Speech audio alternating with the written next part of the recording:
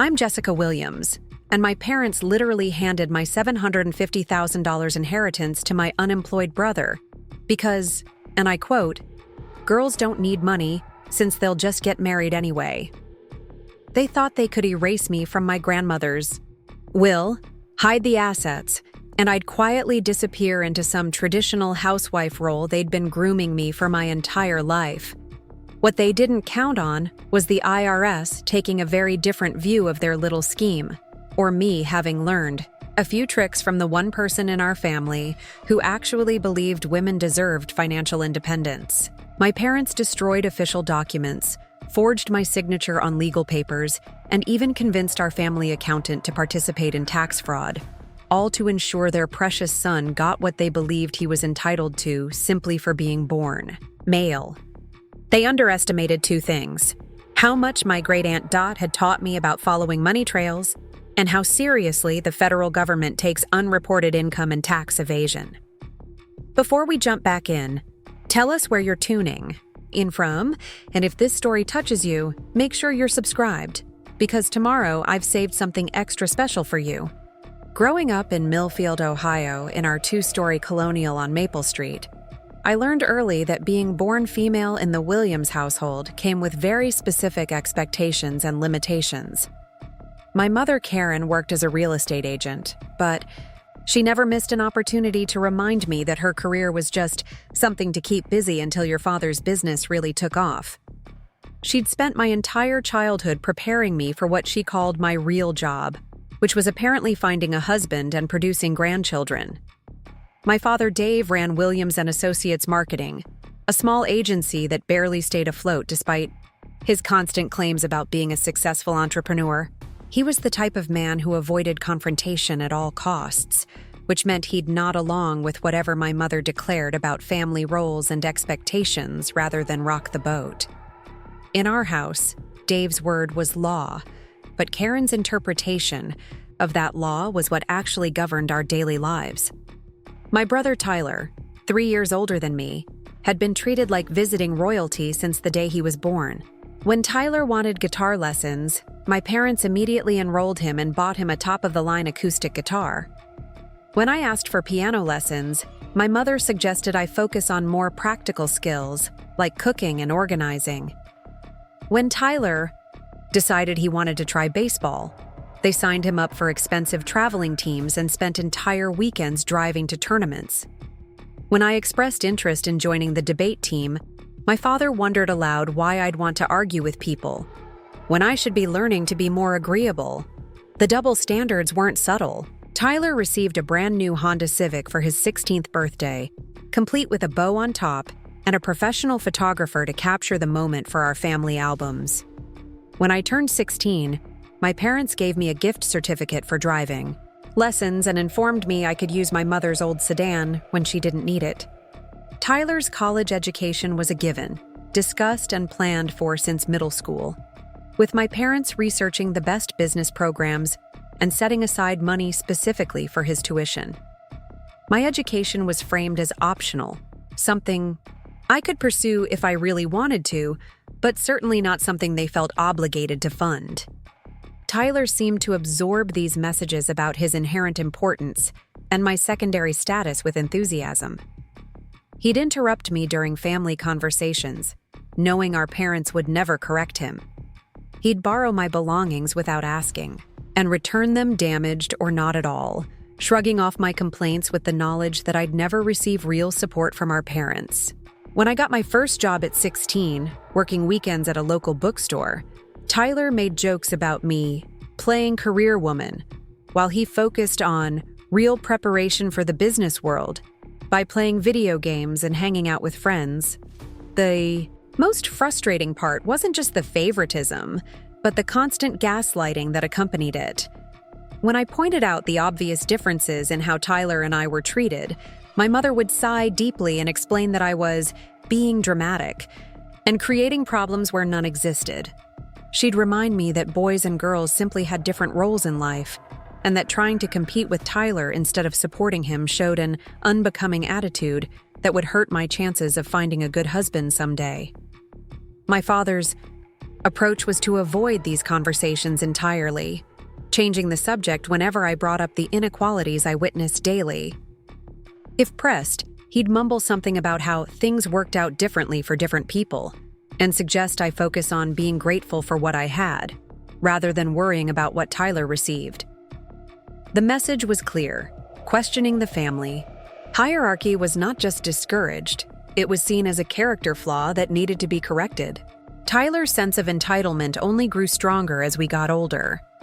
In high school, while I maintained a 4.0 GPA and worked part-time to save money for college, Tyler barely scraped by with C's and D's, spending most of his time playing online games and bragging about parties he'd attended. When college application time came, my parents hired an expensive consultant to help Tyler craft essays and applications that would highlight his potential rather than his actual achievements. Meanwhile, I filled out my own applications alone. Using money from my bookstore job to pay application fees my parents deemed unnecessary expenses. The pattern continued through college and beyond. Tyler bounced between 3 different universities, changing majors repeatedly, while my parents continued funding his education and living expenses. He eventually graduated with a degree in communications after 6 years, immediately moving back home and announcing his intention to figure out his next move while living rent-free in his childhood bedroom.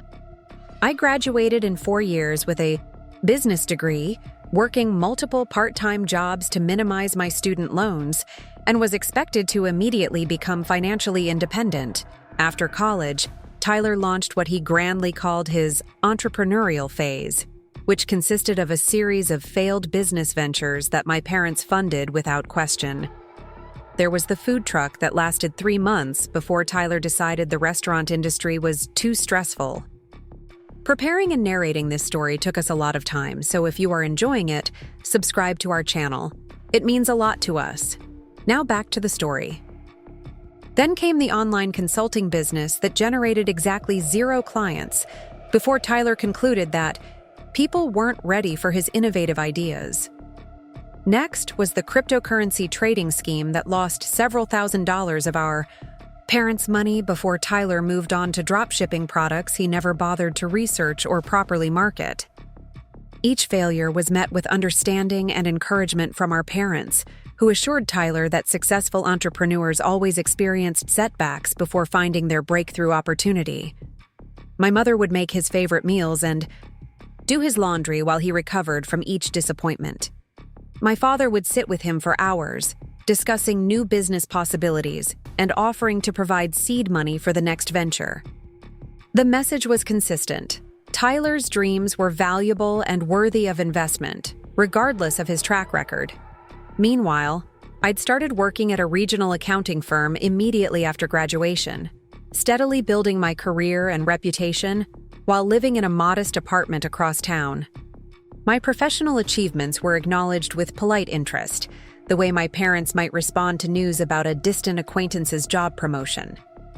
When I received commendations from my supervisors or completed additional certifications to advance my career, the conversations lasted maybe 2 minutes before shifting to Tyler's latest business idea or my mother's concerns about whether I was dating anyone seriously.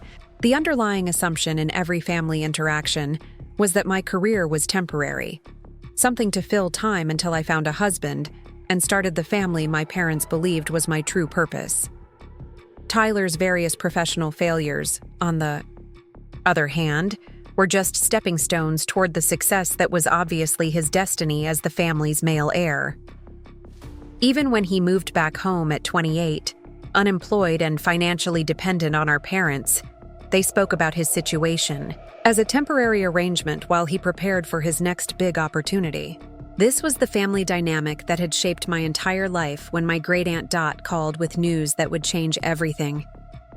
Grandmother Rose had passed away peacefully in her sleep, and the family would need to gather for the reading of her will.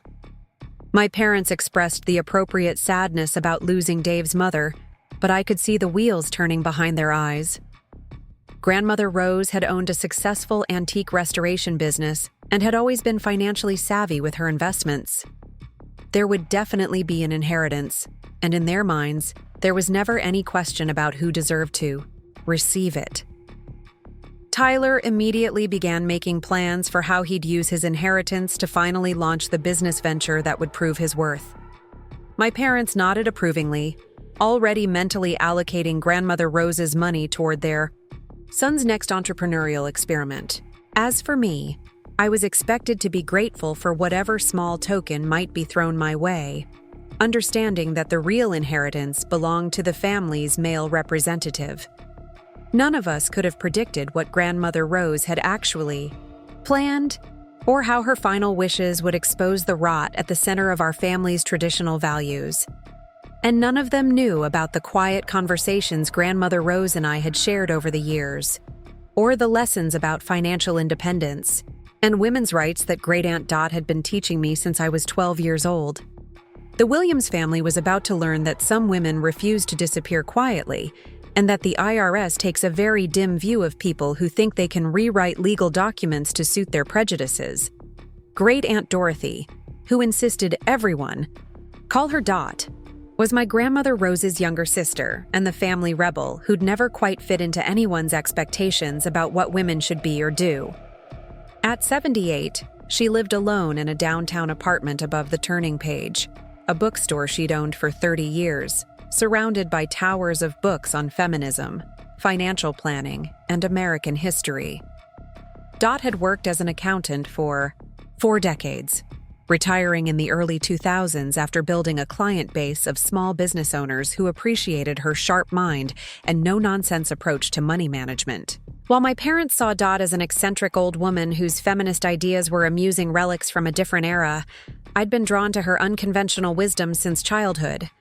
She was the one who taught me that money was power, and that women, who didn't understand finances, were women who'd always be dependent on someone else's decisions about their future.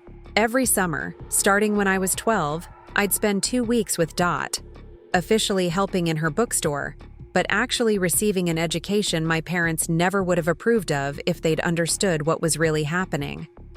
Dot would close the shop early on quiet weekday afternoons, and we'd sit in her small apartment kitchen while she walked me through basic financial concepts using real examples from her accounting practice. She taught me how to read financial statements, understand investment portfolios, and recognize the warning signs of financial manipulation or fraud. More importantly, she taught me that women had the right to control their own money and make their own financial decisions, regardless of what their families or society expected from them. These weren't abstract lessons delivered from textbooks. Dot would tell me stories about female clients she'd helped escape abusive relationships by secretly building their own savings accounts. She'd describe situations where women had discovered their husbands were hiding assets or manipulating financial records, and how understanding basic accounting principles had given these women the tools to protect themselves and their children. She painted vivid pictures of what financial independence actually looked like in practical terms, showing me that money wasn't just about buying things, but about having choices and maintaining control over your own life. During our afternoon sessions, Dot would also share family history that my parents had never bothered to tell me. She told me about our great-grandmother, who'd run a boarding house during the Depression to keep her family fed when her husband lost his job. She described Grandmother Rose's early business ventures, including how she'd started her antique restoration business with just $500 and a basement workshop, growing it into a profitable enterprise that supported her family for decades. These stories painted a picture of family traditions that had nothing to do with the passive, dependent female roles my parents expected me to embrace. According to Dot, the women in our family had always been fighters and entrepreneurs, people who created their own opportunities rather than waiting for someone else to provide for them. My parents' version of family values, where women existed primarily to support male ambitions, was actually a departure from our family's real history. Dot also taught me practical skills that proved invaluable as I got older. She showed me how to research investment opportunities, read annual reports, and understand the basics of tax law.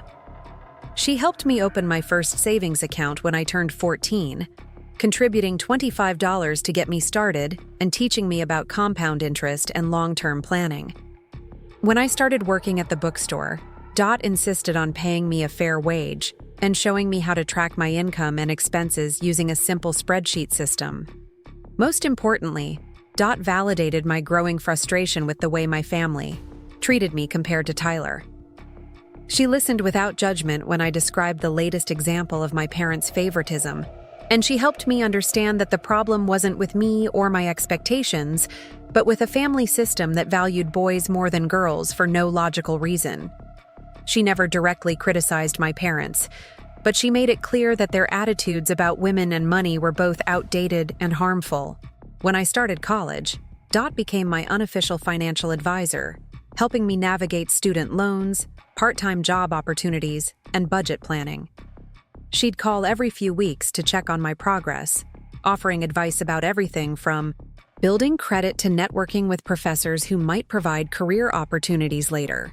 She celebrated my academic achievements with the enthusiasm my parents reserved for Tyler's most minor accomplishments, sending care packages during finals week and handwritten notes congratulating me on Dean's List recognition. Dot was also the one who encouraged me to pursue my business degree, despite my parents' lack of enthusiasm for my education.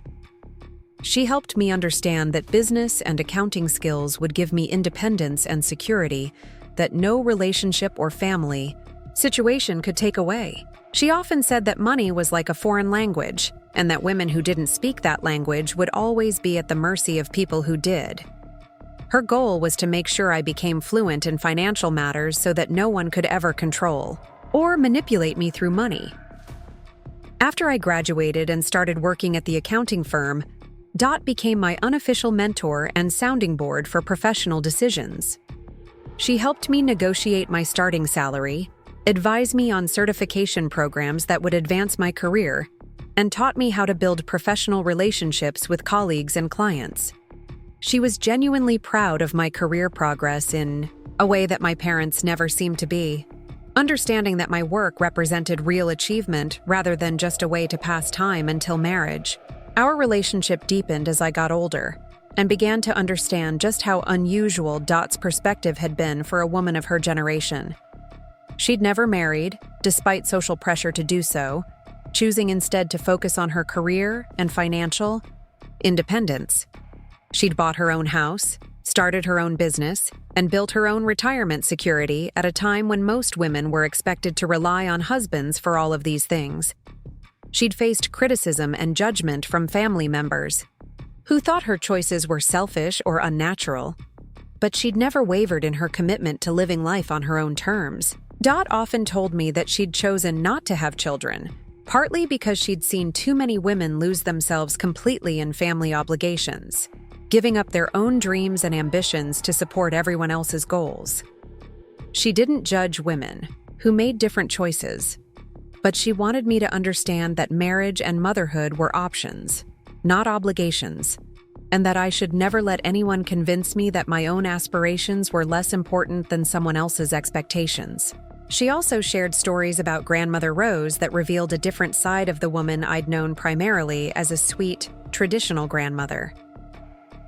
According to Dot, Rose had been a shrewd businesswoman who'd built considerable wealth through careful investments and smart business decisions.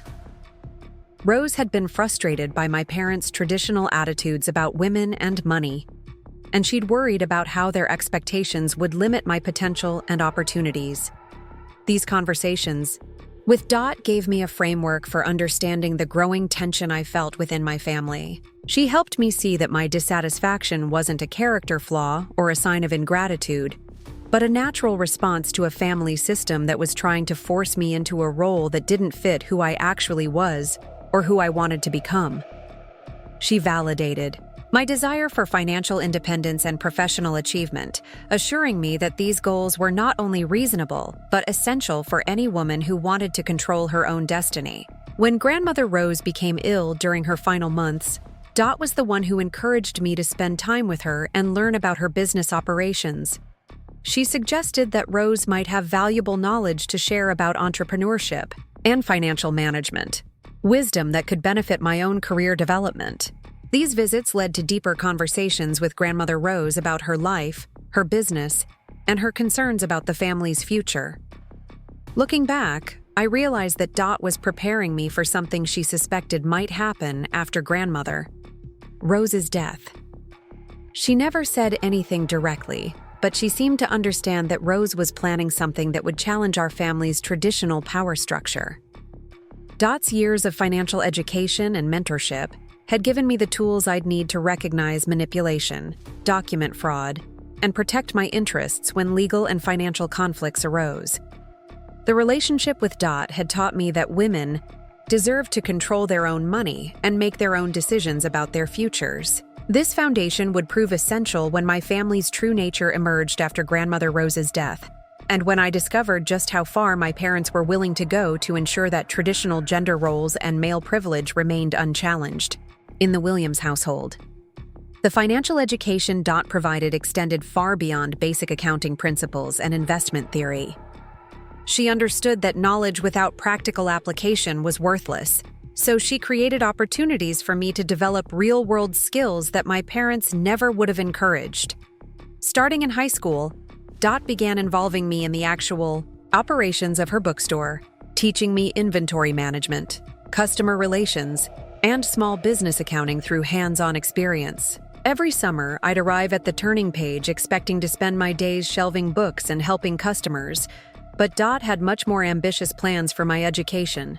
She'd hand me the daily receipts and walk me through the process of recording sales, tracking expenses, and calculating profit margins. She showed me how to analyze which book categories sold best during different seasons, how to negotiate with distributors for better wholesale prices, and how to manage cash flow during slow periods. These lessons were disguised as routine bookstore operations. But Dot was actually teaching me fundamental business skills that most people don't learn until graduate school or years of professional experience. She'd explain how small changes in inventory turnover could dramatically impact profitability, or how understanding customer demographics could inform purchasing decisions and marketing strategies. She taught me to read financial statements the way other people read novels, understanding the story they told about business health and future prospects. Dot also introduced me to her network of female business owners and professionals throughout Millfield and the surrounding area. During my summer stays, she'd arrange informal meetings where I could observe how successful women navigated challenges in male-dominated industries. I met lawyers who'd built their own practices, doctors who'd opened independent clinics, and entrepreneurs who'd created thriving businesses from scratch. These women shared stories about overcoming discrimination, accessing capital, and building professional credibility in environments that often questioned their competence. One of the most valuable skills Dot taught me was financial investigation and analysis. She'd present me with actual case studies from her accounting practice, obviously with client names removed, and challenge me to identify inconsistencies, potential fraud, or financial manipulation. She'd show me how to trace money trails through complex corporate structures, recognize shell companies designed to hide assets, and spot the warning signs of tax evasion or embezzlement. These exercises felt like puzzles or detective games, but they were developing analytical skills that would prove crucial years later. Dot taught me that financial records told stories, and that learning to read between the lines could reveal truths that people desperately wanted to hide. She showed me how small discrepancies in documentation could indicate larger systematic problems, and how patient investigation could uncover patterns of deception that seemed invisible on the surface. Dot also ensured I understood the legal framework surrounding financial crimes and civil litigation. She'd explain how the IRS investigated unreported income, how estate law governed inheritance disputes, and how criminal and civil courts approached cases involving financial fraud. She wanted me to understand not just how money worked, but how the legal system protected financial rights and punished financial crimes. During my college years, these skills became even more sophisticated. Dot would send me real annual reports from publicly traded companies, challenging me to analyze their financial health and identify potential investment opportunities or red flags. She taught me to use online databases to research corporate ownership, structures, track business relationships, and verify the credentials of financial professionals. She showed me how to access public records that revealed property ownership, legal judgments, and business registrations. The education extended into technology and digital forensics as well. Dot understood that modern financial crimes often involved digital manipulation, so she taught me basics of document analysis, metadata examination, and electronic record keeping. She showed me how to spot digitally altered documents, understand email headers and timestamps, and maintain secure records that could withstand legal scrutiny. These technological skills proved especially valuable when Dot began teaching me about personal financial security and privacy. She showed me how to protect my own financial information from identity theft, how to monitor my credit reports for unauthorized activity, and how to maintain documentation that could prove my financial history if it was ever questioned or challenged. Dot's teaching methods were always practical and relevant. Rather than assigning theoretical homework, she'd present real situations that required immediate problem-solving. She might ask me to help a bookstore customer who'd been overcharged by a contractor, walking me through the process of documenting the dispute and calculating damages. Or she'd involve me in reviewing her own business insurance policies, teaching me to understand coverage limits and identify potential gaps that could create financial vulnerability. The summer before my senior year of college, Dot elevated my education to an entirely new level by involving me in a consulting project for a local women's shelter. The shelter's financial records were in chaos due to poor bookkeeping by previous staff, and the board needed someone to untangle the mess and establish proper accounting procedures. Dot volunteered our services, with the understanding that I'd do most of the actual work under her supervision. This project required every skill Dot had taught me over the years. I spent weeks reconstructing financial records from receipts, bank statements, and scattered documentation. I had to identify which expenses were legitimate shelter operations and which represented potential misappropriation of funds. I developed new tracking systems for donations, grants, and program expenses that would prevent future confusion and ensure compliance with nonprofit regulations. The work was challenging and often frustrating, but it gave me confidence in my ability to handle complex financial investigations under real-world pressure. When we discovered that the previous bookkeeper had been skimming small amounts from petty cash over several months, I was the one who documented the evidence and presented findings to the board in a way that protected the shelter while ensuring appropriate accountability. This experience also taught me about the emotional dynamics of financial betrayal. The shelter's director was devastated to learn that someone she'd trusted had been stealing from an organization dedicated to helping vulnerable women. I watched Dot counsel her through the anger and self-doubt that followed, learning how financial crimes created psychological wounds that extended far beyond monetary losses. Dot used this situation to teach me about institutional power dynamics and how financial control could be used to silence or marginalize people who discovered uncomfortable truths. She explained how embezzlers often targeted organizations with limited resources for investigation, counting on their victims' inability to pursue justice through expensive legal processes. She showed me how financial predators exploited trust, relationships, and informal accountability structures to avoid detection. Throughout my college years, Dot also taught me about family financial dynamics and inheritance law. She'd share stories about estate disputes she'd encountered through her accounting practice, always emphasizing how families could be torn apart when money brought out people's true priorities and prejudices.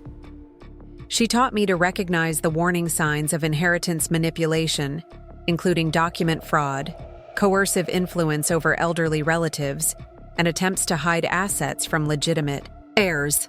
These lessons included practical instruction about estate planning and asset protection. Dot showed me how to maintain independent financial records that couldn't be disputed or manipulated, how to document financial gifts or loans within families, and how to protect inheritance rights through proper legal planning. She taught me that financial independence wasn't just about earning money, but about protecting wealth from people who might try to take it through fraud or manipulation. Dot also prepared me for the psychological challenges that accompanied financial conflict within families. She explained how financial disputes often reveal deeper issues about power, control, and family hierarchy. She taught me to expect emotional manipulation, gaslighting, and attempts to make me question my own memories or judgment when money was at stake. She wanted me to understand that financial battles often became deeply personal attacks designed to undermine confidence and resolve. Perhaps most importantly, Dot taught me that financial knowledge was a form of power that could be used to protect myself and help other women in similar situations. She showed me that understanding money and legal rights wasn't selfish or unfeminine, but essential for maintaining autonomy and dignity in a world that often tried to make women financially dependent and vulnerable. By the time I graduated from college, I possessed financial and analytical skills that most professional accountants and investigators developed only after years of specialized training. I could analyze complex financial documents, identify fraud, patterns, trace hidden assets, and understand the legal frameworks that governed financial crimes and civil disputes. More importantly, I had the confidence to trust my own judgment and stand up for my rights when faced with financial manipulation or theft. This education would prove invaluable when my family's true nature emerged after Grandmother Rose's death. The skills Dot had taught me would enable me to recognize the scope of my parents' betrayal, document their criminal activities, and build a case that would ultimately bring them to justice. But at the time, I simply felt grateful to have someone who believed in my potential and invested in my education without expecting anything in return, except my promise to use those skills wisely. Grandmother Rose's final months revealed a side of her that I'd never fully appreciated during the years when she'd seemed content to play the role of traditional grandmother, baking cookies and asking about my dating life during family gatherings. As her health declined due to complications from diabetes and heart disease, she began sharing stories and concerns that painted a very different picture of both her own life and her feelings about our family dynamics. The decline began gradually, during the winter of my final year in college. What started as occasional fatigue and shortness of breath progressed into more serious symptoms that required frequent medical appointments and eventually hospitalization. My parents approached Grandmother Rose's illness with their typical division of labor. My mother handled the social aspects, organizing meal trains with church friends and updating extended family members about Rose's condition. My father managed the financial and logistical details, coordinating with doctors and insurance companies while avoiding emotional conversations about prognosis or end-of-life planning. Tyler's involvement was minimal and self-centered. He'd visit Grandmother Rose when prompted by our parents, usually staying just long enough to ask about her will and inheritance plans before finding excuses to leave. His conversations with her focused primarily on his latest business ideas and his need for startup capital, apparently viewing her illness as an opportunity to secure financial support rather than a chance to spend meaningful time with someone who'd always supported him. I found myself drawn to spend more time with Grandmother Rose as her condition worsened, initially out of genuine affection, but increasingly because she seemed to have important things she wanted to discuss. During quiet afternoons in her hospital room, or later in the skilled nursing facility where she spent her final weeks, she began sharing memories and observations that revealed depths I'd never suspected. Grandmother Rose told me about starting her antique restoration business in the 1960s, when most banks wouldn't provide business loans to women without male co-signers. She described the strategies she'd used to build credibility with suppliers and customers who doubted her expertise, and the networking she'd done with other female entrepreneurs who faced similar challenges. She spoke with pride about growing her business from a basement workshop into a profitable enterprise that had supported her family and provided financial security for her retirement. These conversations revealed that Grandmother Rose had always been much more business savvy and financially sophisticated than anyone in our family realized. She'd made strategic investments in real estate and stock markets, built multiple revenue streams through her business, and accumulated considerable wealth through careful planning and disciplined saving. She'd simply chosen to downplay her financial acumen because she understood that her success made some family members uncomfortable. As her illness progressed, Grandmother Rose became increasingly direct about her concerns regarding our family's treatment of women and money. She'd watched my parents dismiss my academic achievements while celebrating Tyler's mediocre performance, and she'd noticed how my career ambitions were treated as temporary hobbies, while Tyler's failed business ventures received endless financial and emotional support. She was particularly troubled by my mother's insistence that women didn't need financial independence because they'd always have husbands to provide for them. Grandmother Rose shared her frustration about watching capable women in our family, including my mother, limit their own potential because they'd been taught that ambition was unfeminine and that financial dependence was somehow virtuous. She told me about conversations she'd had with my mother decades earlier, encouraging her to pursue education and career opportunities, only to watch her choose traditional roles that left her financially vulnerable and psychologically dependent on my father's approval. During one particularly emotional conversation, Grandmother Rose revealed that she'd been planning to use her estate to challenge the family's traditional gender roles and create opportunities for the women in future generations. She'd watched too many women in our extended family struggle with financial insecurity because they'd never been taught to value their own economic independence. She wanted her legacy to be different, to empower women rather than perpetuate systems that limited their choices and potential. Grandmother Rose also expressed serious concerns about Tyler's character and judgment.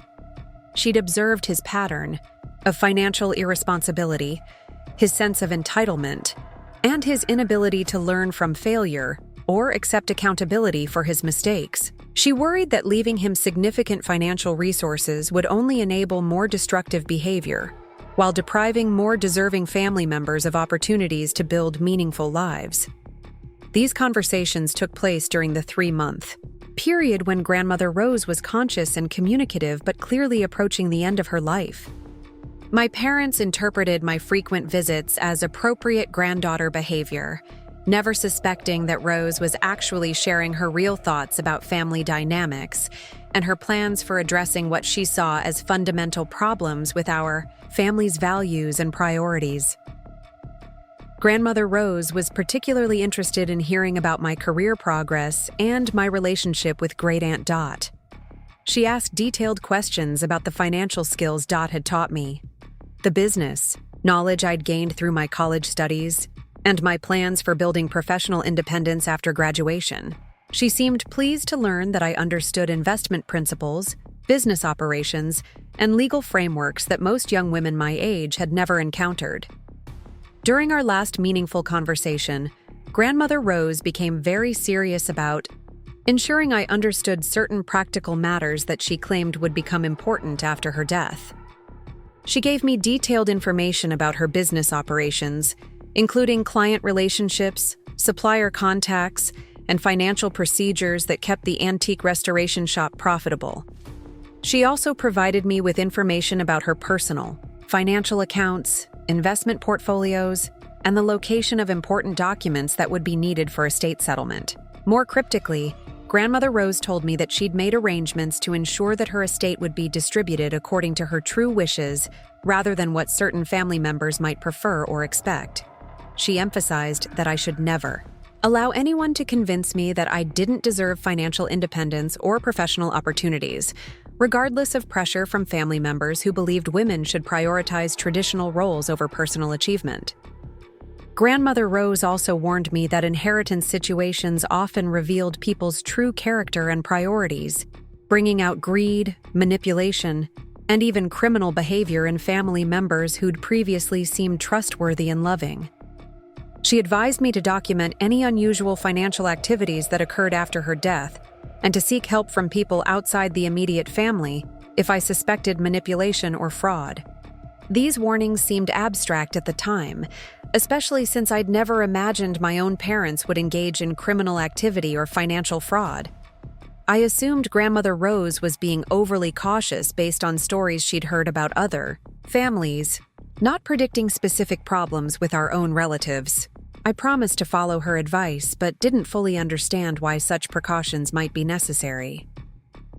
The day Grandmother Rose died, I was at work when my father called to inform me that she'd passed peacefully in her sleep.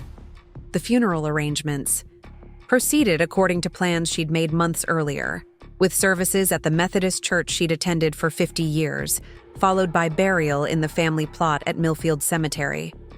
The ceremony was dignified and well-attended, reflecting the respect she'd earned through decades of community involvement and business leadership. During the funeral and the reception that followed, I noticed my parents having quiet conversations with various people about estate matters and business transitions.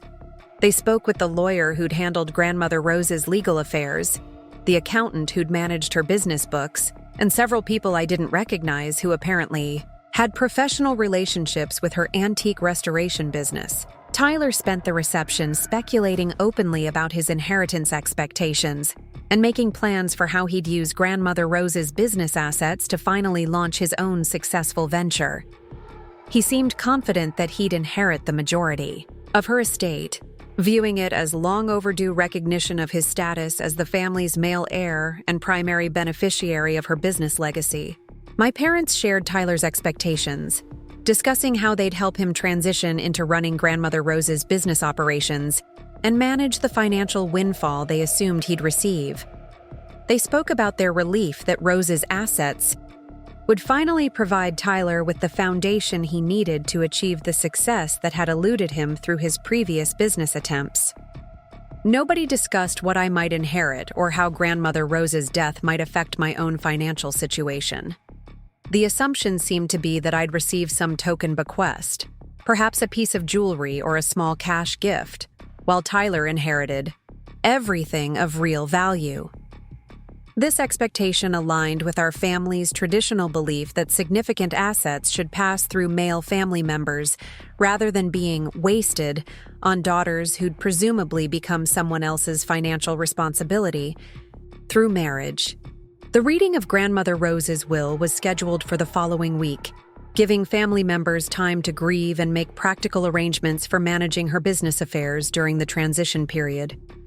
My parents spent this time researching business valuation procedures and estate tax implications, clearly anticipating a substantial inheritance that would require careful financial planning and professional management. I spent the week thinking about Grandmother Rose's final conversations and her emphasis on financial independence for women. I felt grateful for the time we'd shared and the stories she'd told me about building her business and accumulating wealth through her own efforts. I also reflected on her warnings about family dynamics during inheritance disputes, though I still couldn't imagine those concerns applying to our own situation. The shock of what Grandmother Rose had actually planned and the devastating betrayal that followed would fundamentally change my understanding of my family and force me to draw on every skill that Dot had taught me about financial investigation, legal rights, and personal survival. But during that quiet week between her death and the will reading, I still believed that family loyalty and basic decency would guide our response to whatever inheritance decisions Grandmother Rose had made. The law office of Harrison, Mitchell, and Associates occupied the second floor of a converted Victorian mansion on Main Street, with dark wood paneling and leather-bound legal volumes that suggested generations of respectable family legal work. Attorney James Harrison, a silver-haired man in his 60s who'd handled Grandmother Rose's legal affairs for nearly 20 years, had requested that all immediate family members gather on Thursday afternoon for the formal reading of her will and testament. My parents arrived dressed in their most conservative business attire, with my father wearing the navy suit he reserved for important financial meetings, and my mother in a black dress that managed to convey both grief and sophisticated expectation. Tyler had actually bothered to shave and wear a collared shirt, clearly recognizing this as a pivotal moment that would determine his financial future. I wore a simple gray dress that seemed appropriate for the occasion, without suggesting I expected anything significant to come from the proceedings. Attorney Harrison began with the standard legal language about grandmother Rose being of sound mind and body when she'd executed her will 18 months earlier, followed by smaller bequests to various charities and longtime employees of her antique restoration business. The church where she'd worshipped for decades would receive $10,000. Her longtime assistant, Sarah Kim, would inherit $5,000 along with her choice of items from the store's inventory. Several other employees and community organizations received modest but meaningful gifts that reflected grandmother Rose's appreciation for their relationships over the years. The family sat quietly through these preliminary bequests, clearly waiting for the main event. Tyler fidgeted with his phone while my parents exchanged glances that suggested they were calculating how much money remained after these charitable distributions. Nobody seemed surprised or concerned about the gifts to non-family members, viewing them as appropriately generous, but not threatening to the substantial inheritance they expected Tyler to receive. Attorney Harrison then moved to the primary beneficiary designations, and the atmosphere in the room shifted to intense attention. Tyler straightened in his chair while my parents leaned forward slightly, obviously preparing to hear confirmation of their assumptions about inheritance hierarchy and family financial priorities. The first surprise was that Grandmother Rose had left Tyler a trust fund containing $50,000, accessible when he turned 35, or demonstrated 2 consecutive years of steady employment, whichever came first. The trust included provisions requiring him to complete financial literacy education and addiction counseling before accessing the funds, conditions that clearly reflected Grandmother Rose's concerns about his judgment and stability. Tyler's face fell as he processed this information. $50,000 was certainly welcome, but it was far less than he'd expected and came with strings attached that suggested Grandmother Rose hadn't trusted him with immediate access to significant money. My parents looked confused and slightly irritated, apparently wondering why such restrictive conditions had been placed on Tyler's inheritance when his financial need was so obvious and immediate. The second surprise was that my parents would inherit Grandmother Rose's house and furnishings, valued at approximately $150,000, along with her personal savings account containing $30,000.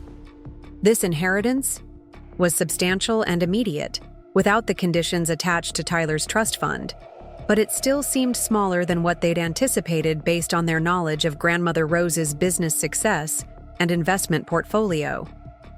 Then Attorney Harrison reached the portion of the will that would change everything, announcing that Grandmother Rose had left the remainder of her estate, including her business, investment accounts, and commercial real estate, to her granddaughter, Jessica Williams.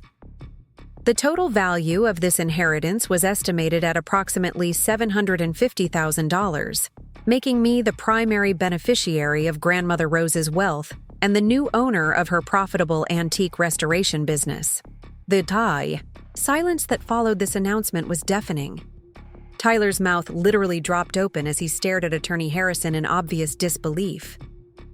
My mother's face went completely white before flushing red with what looked like anger or embarrassment.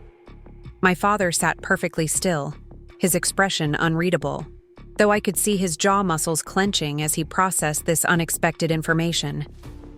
I felt stunned and overwhelmed, struggling to understand why Grandmother Rose had chosen me as her primary heir, when our family's traditions and expectations pointed so clearly toward Tyler as the natural recipient of business assets and substantial wealth. The inheritance was life-changing in scope, providing financial security and business ownership that would fundamentally alter my future possibilities and independence. Attorney Harrison continued reading Grandmother Rose's explanation for her decisions, including a letter she'd written specifically to address the family's likely surprise and potential objections to her choices. In the letter, she praised my academic achievements, work ethic, and genuine interest in learning about business operations during our conversations over the past several years. She expressed confidence in my ability to manage her business assets responsibly and continue the legacy she'd built through decades of careful planning and hard work. The letter also included pointed criticism of Tyler's financial irresponsibility and pattern of failed business ventures, along with concerns about his sense of entitlement and inability to learn from mistakes. Grandmother Rose had clearly been paying attention to his behavior over the years, documenting his failures and poor judgment in ways that explained her decision to limit his inheritance and attach strict conditions to what he would receive. More surprisingly, the letter included gentle but clear criticism of my parents' traditional attitudes about women and money, expressing disappointment that they'd never encouraged my financial education or career ambitions while providing unlimited support for Tyler's unrealistic schemes. Grandmother Rose had obviously been frustrated by the family's gender-based expectations and wanted her estate to challenge those assumptions in a meaningful way. Tyler was the first to break the stunned silence, his voice rising as he demanded to know how this decision could possibly be legal or fair. He'd been counting on inheriting Grandmother Rose's business assets to finally launch his own successful venture, and losing that opportunity to his younger sister violated everything he'd believed about family hierarchy and inheritance traditions. He wanted Attorney Harrison to explain the legal process for challenging what he characterized as obviously unfair and possibly fraudulent estate planning. My parents recovered from their initial shock and began asking detailed questions about the inheritance timeline, tax implications, and legal requirements for transferring business ownership. They wanted to understand exactly what I'd inherited and how quickly I'd gain control over the assets, clearly beginning to calculate how this unexpected development would affect family finances and power dynamics. Attorney Harrison patiently answered their questions while emphasizing that Grandmother Rose's will was legally valid and properly executed, with no apparent grounds for successful challenge. She'd been evaluated by her physician shortly before updating her estate planning, confirming her mental competency and understanding of her decisions. She'd also consulted with financial advisors and business attorneys to ensure her wishes could be implemented smoothly and without legal complications. The meeting concluded with Attorney Harrison providing each family member with copies of the relevant will sections and contact information for the probate court clerk who would oversee the inheritance process. He explained that formal probate proceedings would begin within 2 weeks, during which time Grandmother Rose's assets would be frozen pending court approval of the distribution plan. He estimated that the entire process would take approximately 6 months, assuming no legal challenges or complications arose. As we left the law office, my parents maintained polite composure while Tyler openly sulked about what he viewed as a massive injustice that had derailed his life plans.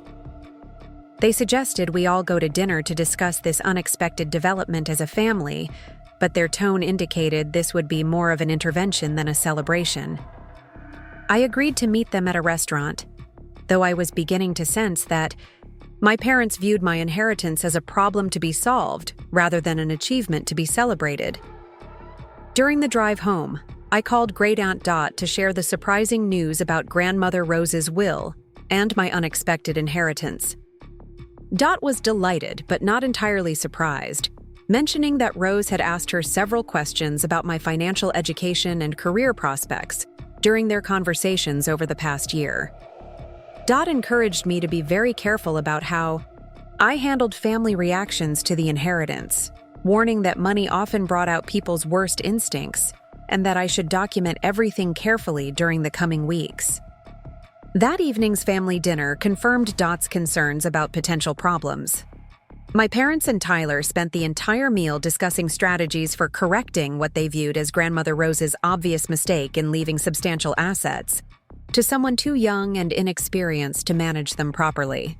They suggested that I should voluntarily redistribute the inheritance in a way that better reflected family needs and traditional expectations, essentially giving Tyler the business assets while keeping only a small portion for myself.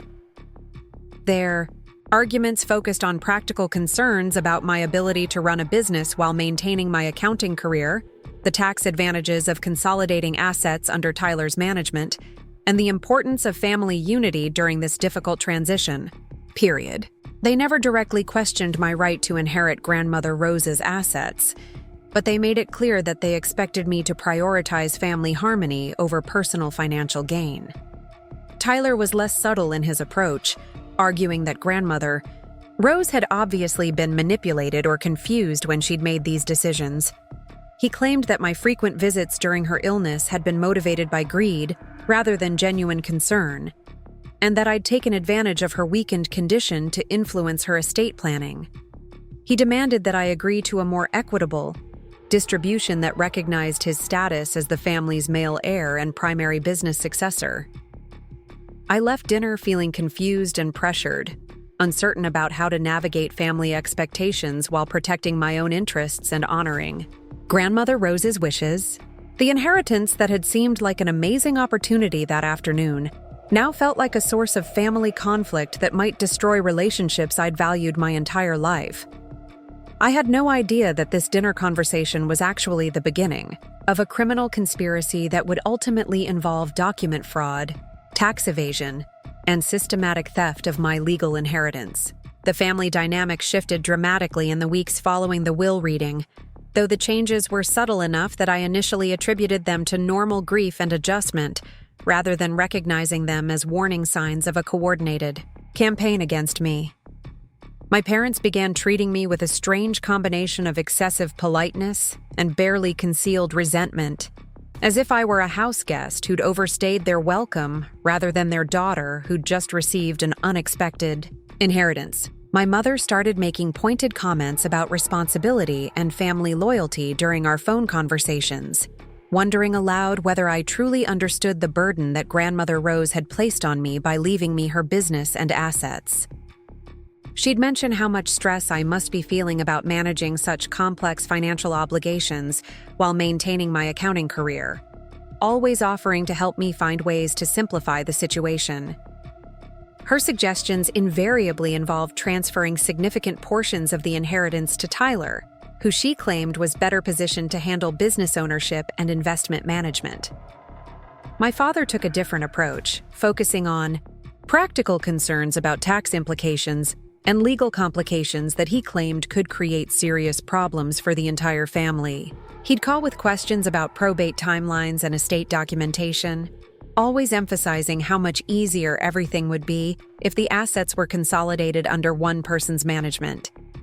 He never directly suggested that I should give up my inheritance, but he painted vivid pictures of the administrative headaches and financial risks I'd face as the primary beneficiary of such a complex estate.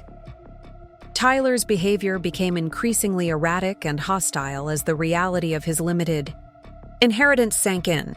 He'd show up at my apartment unannounced, demanding to discuss what he called the family's financial crisis and my obligation to fix the situation that Grandmother Rose had created through her poor decision-making. He'd alternate between angry accusations that I'd manipulated her during her illness and desperate pleas for me to understand how much he needed the business assets to finally achieve the success that had eluded him for so many years. These family interventions always followed the same pattern. They'd begin with expressions of concern for my well-being and stress levels, progress through detailed explanations of why the current inheritance distribution was problematic for everyone involved, and conclude with specific suggestions for how I could solve these problems by redistributing assets in ways that better reflected family needs and traditional hierarchies. They never acknowledged that their proposed solutions would leave me with significantly less money while giving Tyler control over the most valuable parts of Grandmother Rose's estate. More troubling were the conversations that stopped abruptly when I entered rooms during family gatherings. I'd walk into my parents' kitchen to find my mother and Tyler huddled over paperwork that they'd quickly shuffle away, claiming they were just organizing old family documents or planning funeral memorial activities. I'd catch snippets of phone conversations that seemed to involve legal or financial discussions, but when I'd ask about the context, my parents would dismiss my questions as unimportant business matters that didn't concern me. My father began spending unusual amounts of time at Grandmother Rose's house, ostensibly helping to organize her personal belongings and prepare the property for transfer to my parents' ownership. However, when I offered to help with this process, he claimed that everything was under control and that my presence would only complicate the organizational work he was doing. When I stopped by the house unannounced one afternoon, I found him in Grandmother Rose's home office, going through filing cabinets and removing documents that he claimed needed to be preserved for estate tax purposes. The conversations about my inheritance became increasingly aggressive and manipulative as the weeks passed. My mother would call me crying about how the family stress was affecting her health, claiming that Grandmother Rose's decision had created a crisis that was destroying our family unity. She'd described Tyler's depression about his limited inheritance, my father's anxiety about the legal and financial complications, and her own feelings of betrayal by someone she'd trusted and loved. The clear implication was that I had the power to fix all these problems by making more generous decisions about sharing my inheritance. Tyler's approach was more direct and threatening. He'd corner me during family events to deliver passionate speeches about fairness, family loyalty, and the natural order of inheritance that had governed our family for generations. He'd remind me of all the times our parents had sacrificed for my education and opportunities, suggesting that my inheritance was really a family asset that should be managed for everyone's benefit rather than hoarded by someone who'd never contributed to Grandmother Rose's business success. These conversations always included subtle threats about the consequences of my selfishness and ingratitude. Tyler would mention how disappointed Grandmother Rose would be to know that her decision had torn apart the family she'd loved, or how my refusal to share my inheritance fairly would affect family relationships for years to come. He'd describe the financial hardships that my parents and he would face if I insisted on keeping assets that I didn't really need or deserve, painting scenarios where my greed would leave them struggling while I lived comfortably off money I hadn't earned. My parents also began questioning my mental state and decision-making capabilities with increasing frequency and intensity. They'd express concern about the stress I seemed to be experiencing, the weight I'd lost since Grandmother Rose's death, and the changes they claimed to notice in my personality and judgment. They'd suggest that managing such a large inheritance while dealing with grief might be affecting my ability to think clearly about family relationships and responsibilities. These psychological manipulations were accompanied by more practical pressures designed to make me question my ability to handle the inheritance independently. My father would call with complicated questions about business licensing requirements, tax filing deadlines, and insurance obligations that he claimed I needed to address immediately. When I'd ask for clarification or assistance, he'd express doubt about whether I really understood the complexity of what I'd inherited and the expertise required to manage it successfully. My mother would share stories about other families she'd heard about through her real estate work, families where inheritance disputes had created permanent rifts between siblings and parents. She'd describe situations where legal battles had consumed entire estates in attorney fees, leaving everyone worse off than they'd been before the inheritance process began. The clear message was that fighting over money was destructive and shameful, and that I should prioritize family harmony over personal financial gain. The pressure extended beyond immediate family members to include relatives and family friends who began contacting me with their own opinions about the inheritance situation. Distant cousins would call to express concern about family unity and suggest that I should consider Tyler's needs more carefully. Family friends would mention how worried they were about the stress everyone seemed to be experiencing, always implying that I had the power to resolve the situation through more generous sharing of my inheritance. These third-party interventions felt coordinated rather than spontaneous, as if my parents had been sharing their version of events with extended family and encouraging others to reinforce their messages about family responsibility and appropriate inheritance behavior. The consistency of the messages suggested that people were being briefed about specific talking points, rather than expressing genuine independent concerns about family dynamics. I also began noticing practical problems that seemed designed to make my life more difficult and stressful. Important mail related to the inheritance process would arrive damaged or late, making it harder for me to stay current with probate requirements and legal deadlines. My car would mysteriously develop mechanical problems that required expensive repairs, creating financial pressure at a time when my inheritance assets were still frozen in probate proceedings. My work environment became problematic as well, with colleagues asking increasingly pointed questions about my family situation and inheritance status. Someone had clearly been sharing information about my personal finances with people at my accounting firm, creating awkward conversations about my plans to leave my job and manage Grandmother Rose's business instead. These discussions were inappropriate and embarrassing, suggesting that my family had been spreading information about my inheritance in ways that violated my privacy and professional reputation. The most disturbing development was my growing sense that my phone conversations and electronic communications were being monitored or intercepted. Conversations I'd had with Great Aunt Dot about inheritance planning and family dynamics would somehow become topics of discussion during my parents' intervention sessions, even though I'd never shared those details with anyone else in the family. Information about my meetings with probate attorneys and financial advisors would surface in my parents' comments about my poor planning and unrealistic expectations. My apartment seemed to have been searched during times when I was at work or out of town, with subtle changes in the organization of documents and belongings that suggested someone had been looking for specific information about my inheritance or estate planning activities. Important financial documents would be moved slightly from where I'd left them, and my computer would show signs of recent use during periods when I hadn't been home. These privacy violations were sophisticated, enough to suggest professional assistance rather than amateur snooping by family members. Someone with technical expertise was apparently helping my family monitor my communications and activities, providing them with information they were using to anticipate my legal strategies and counter my efforts to protect my inheritance rights. The psychological pressure from all these sources was enormous and carefully calibrated to make me doubt my own judgment while feeling guilty about standing up for my legal rights. My family was systematically isolating me from sources of emotional support while bombarding me with messages about my selfishness, ingratitude, and incompetence. They were creating artificial crises and problems that made inheritance management seem overwhelming while positioning themselves as the only people who could provide solutions. I began experiencing anxiety and depression symptoms that I'd never dealt with before, including insomnia, loss of appetite, and difficulty concentrating at work.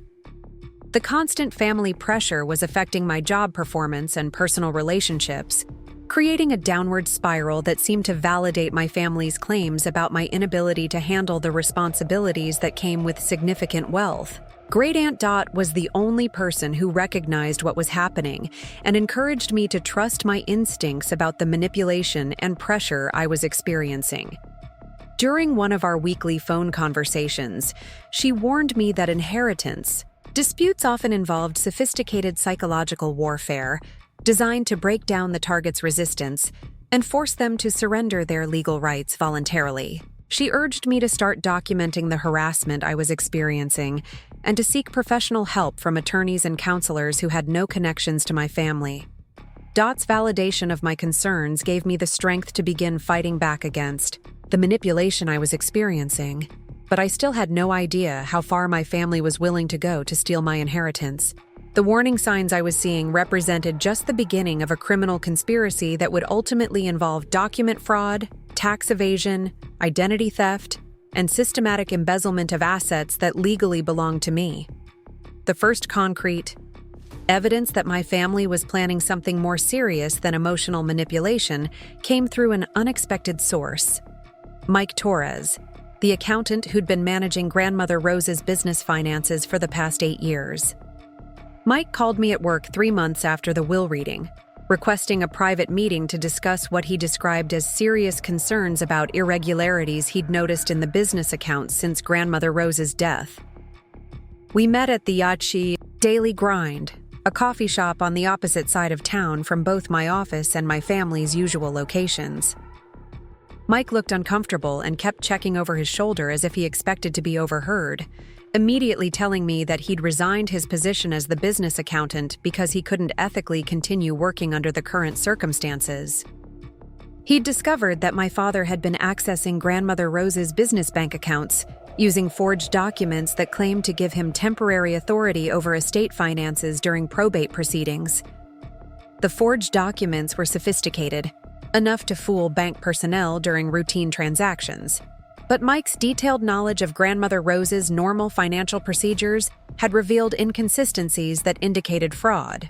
Someone had created fake estate documents claiming that the probate court had appointed my father as temporary administrator of all business assets, giving him authority to make financial decisions and transfer funds while the inheritance was being processed through legal channels. Mike showed me copies of bank statements that revealed systematic withdrawal of business revenues and transfer of funds to accounts he didn't recognize.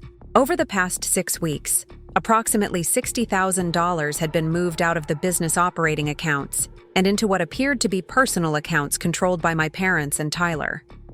The transfers were being disguised as legitimate business expenses and estate administration costs, but Mike's analysis showed that most of the claimed expenses were fictional. More disturbing, Mike had discovered that someone was manipulating the business records to hide the extent of its profitability from probate court officials who were evaluating the estate's total value. The actual financial statements showed that Grandmother Rose's antique restoration business was generating nearly twice the income that was being reported to inheritance authorities, meaning that my inheritance was worth significantly more than the $750,000 that had been disclosed during the will reading. The financial manipulation was being coordinated with legal document fraud that created a paper trail designed to support my family's claims about the business's lower value and their authority to manage estate assets during probate proceedings. Mike had been pressured to participate in this fraud by providing false financial statements and backdated records, but he'd refused and submitted his resignation when my father threatened to destroy his accounting practice through negative references and professional complaints. Mike also revealed that my family had been meeting regularly with other people to coordinate their campaign against my inheritance, including individuals he didn't recognize who seemed to have legal or financial expertise. These meetings were taking place at Grandmother Rose's house, ostensibly for estate organization purposes. But Mike had overheard conversations about document creation, tax evasion strategies, and legal challenges that could be used to invalidate or reduce my inheritance. The scope of the conspiracy was larger and more sophisticated than I'd imagined, involving not just emotional manipulation, but actual criminal activities that could result in federal charges if discovered by law enforcement authorities. My family wasn't just pressuring me to share my inheritance voluntarily. They were actively stealing assets that legally belonged to me while creating fraudulent documentation to cover their tracks and support false claims about their authority over estate management. Mike encouraged me to contact law enforcement immediately, but he also warned me that my family had been preparing for the possibility that I might discover their activities and fight back. They'd been collecting information about my personal life, work performance, and mental health that they planned to use to discredit me if I challenged their actions legally. They'd also been spreading rumors in the community about my supposed incompetence and emotional instability, creating a narrative that would support claims that I was unfit to manage significant financial assets. Following Mike's advice, I immediately contacted Maria Rodriguez, an attorney who specialized in estate fraud and inheritance disputes, operating independently from any law firms that might have connections to my family's social or business networks. Maria had experience with cases involving document forgery, embezzlement, and family financial manipulation, and she understood the psychological and legal strategies that criminal families used to steal inheritance assets from legitimate heirs. Maria's initial assessment confirmed Mike's concerns about the scope and sophistication of the fraud being perpetrated against me. The forged estate documents were professional quality, suggesting that my family had hired someone with legal expertise to create false paperwork that would withstand casual scrutiny from bank personnel and probate court clerks. The financial manipulation was systematic and ongoing, designed to gradually transfer all valuable assets out of my reach while maintaining the appearance of legitimate estate administration. More troubling, Maria discovered that my family had filed false documents with the IRS claiming that Grandmother Rose's estate was worth significantly less than its actual value, allowing them to avoid substantial estate taxes while stealing assets that should have been reported as taxable inheritance. They'd also created fraudulent business records suggesting that the antique restoration company was losing money and would need to be sold to cover estate debts, providing justification for liquidating assets at below-market prices to buyers who were apparently connected to my family. The IRS fraud was particularly serious because it involved federal tax evasion on a substantial scale, with potential criminal penalties including significant prison time for everyone involved in the conspiracy. My family had apparently assumed that I would never discover their activities or have the knowledge and resources necessary to challenge their false claims about estate value and tax obligations. Maria also uncovered evidence that my family had been forging my signature on various documents related to the inheritance, including forms that would have transferred portions of my inheritance to Tyler and authorized my parents to make financial decisions on my behalf during probate proceedings. These forged signatures were being used to create a paper trail, suggesting that I'd voluntarily agreed to redistribute inheritance assets, providing legal cover for the theft that was taking place. The signature forgery was sophisticated enough to fool most people who weren't specifically looking for fraud indicators, but Maria's document analysis revealed telltale signs of tracing and digital manipulation that would be obvious to forensic experts. My family had apparently hired someone with experience in document fraud to create false paperwork, but they'd underestimated the level of scrutiny that would be applied if their activities were discovered and challenged through proper legal channels. Maria's investigation also revealed that my family had been monitoring my communications and activities through illegal surveillance, including phone tapping, email interception, and physical tracking that violated numerous federal and state privacy laws.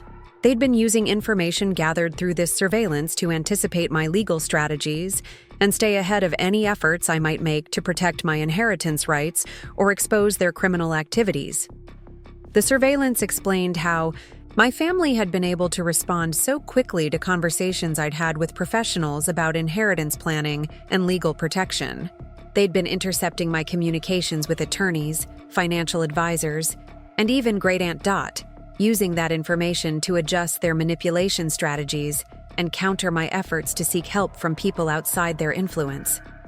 Most shocking of all, Maria discovered that my family's conspiracy extended beyond simple theft of my inheritance to include plans for completely eliminating me as a legal obstacle to their control over Grandmother Rose's estate. They'd been researching procedures for having me declared mentally incompetent, which would allow them to petition the court for guardianship authority over my finances and legal affairs. They'd also been documenting supposed evidence of drug use, alcohol abuse, and emotional instability that they planned to present as justification for removing my inheritance rights entirely. The mental competency challenge was being coordinated with the document fraud and financial manipulation to create a comprehensive legal strategy for stealing my entire inheritance while portraying themselves as concerned family members who were protecting estate assets from someone too unstable and irresponsible to manage them properly.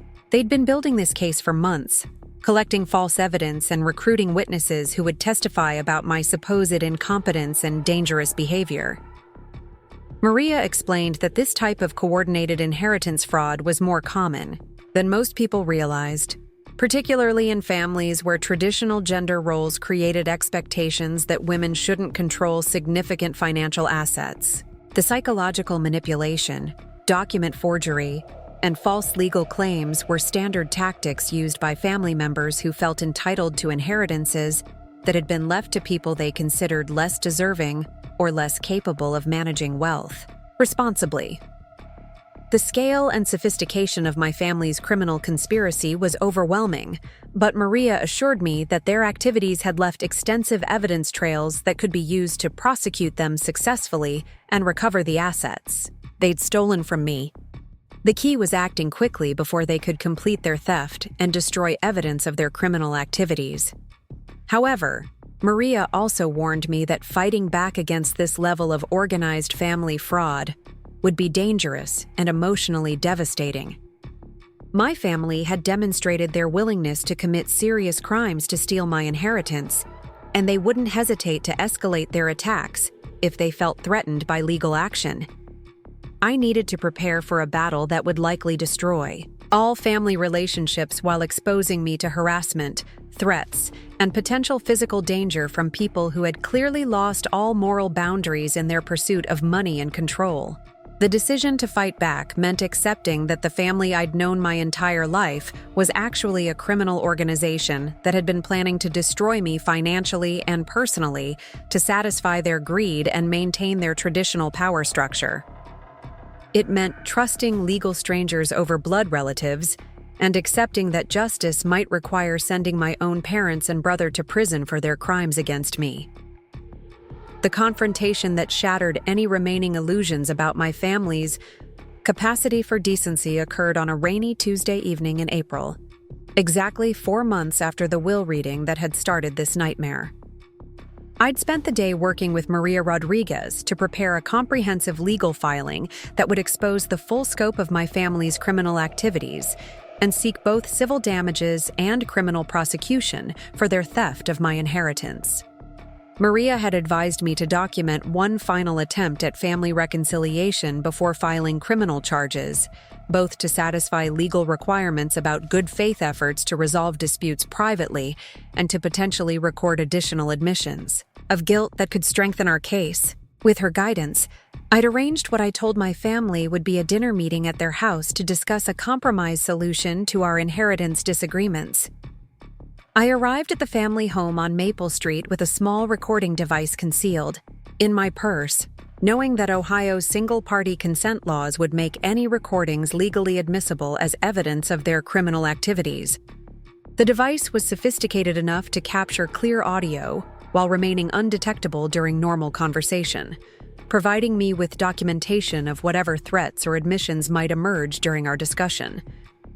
My parents had prepared for this meeting as if it were a business negotiation rather than a family conversation, with Tyler present as well and stacks of documents arranged on the dining room table. The atmosphere was formal and tense, lacking any of the warmth or affection that had characterized our family interactions before money became the central issue in our relationships. My father opened the conversation by presenting what he called a reasonable compromise solution that would address everyone's needs while preserving family unity. Their proposal involved me voluntarily transferring the antique restoration business and most of the liquid assets to Tyler, while keeping grandmother Rose's house and approximately $100,000 for myself. They'd prepared detailed financial projections showing how this redistribution would benefit everyone while reducing the tax burdens and administrative complications associated with the current inheritance structure. The presentation was professionally prepared and sophisticated, clearly designed by someone with legal and financial expertise, rather than created by my family members independently. They had charts showing projected business revenues under Tyler's management, tax analyses demonstrating the advantages of their proposed redistribution, and legal documents that would formalize the asset transfers they were requesting. When I questioned the legal basis for their authority to propose such changes to Grandmother Rose's clearly stated wishes, my father's demeanor shifted from reasonable negotiation to barely controlled anger. He informed me that they'd discovered evidence of my manipulation and coercion of Grandmother Rose during her final illness, evidence that would support a legal challenge to the will's validity based on undue influence and elder abuse. Tyler produced a folder containing what he claimed were witness statements from healthcare workers, neighbors, and family friends who'd observed my suspicious behavior during Grandmother Rose's final months. According to these statements, I'd isolated her from other family members, pressured her to change her estate planning, and taken advantage of her weakened mental condition to influence financial decisions that didn't reflect her true wishes or long-term family interests. The statements were detailed and damaging, describing specific incidents where I'd allegedly prevented other family members from visiting Grandmother Rose, coached her responses during conversations about inheritance planning, and threatened to abandon her if she didn't modify her will to favor me over Tyler. The accusations painted a picture of systematic elder abuse designed to steal inheritance assets from their rightful recipients through manipulation of a vulnerable elderly woman. My mother presented additional evidence in the form of medical records that she claimed showed Grandmother Rose had been suffering from cognitive decline and medication side effects that impaired her judgment during the period when she'd updated her estate planning. These records allegedly documented memory problems, confusion, and periods of disorientation that would support claims that she lacked the mental capacity to make informed decisions about inheritance distribution. The medical evidence was accompanied by statements from doctors and pharmacists who'd supposedly observed signs of dementia and recommended evaluation for cognitive impairment that never occurred because of my interference with her medical care. My family had apparently spent months collecting false evidence and recruiting witnesses who would support their narrative about Grandmother Rose's incompetence and my manipulation of the inheritance process. When I challenged the authenticity of these documents and witness statements, pointing out obvious inconsistencies and factual errors that revealed their fraudulent nature, the conversation took a dramatically darker turn. My father informed me that questioning their evidence was exactly the kind of paranoid and delusional behavior that demonstrated my own mental instability and unfitness to manage significant financial assets. Tyler produced additional documentation, claiming to show my history of drug abuse, alcohol dependency, and psychological treatment that my family had been secretly monitoring for years. According to their false records, I'd been struggling with addiction and mental health issues that explained my poor judgment, manipulative behavior, and inability to maintain stable relationships or employment. This psychological evidence was being combined with the elder abuse allegations to support a comprehensive legal strategy for having me declared mentally incompetent and removing my inheritance rights entirely. They'd apparently been building this case for months, creating false documentation and recruiting professional witnesses who would testify about my supposed unfitness to control financial assets or make legal decisions. The scope of their criminal conspiracy was breathtaking in its ambition and cruelty. They weren't just trying to steal my inheritance.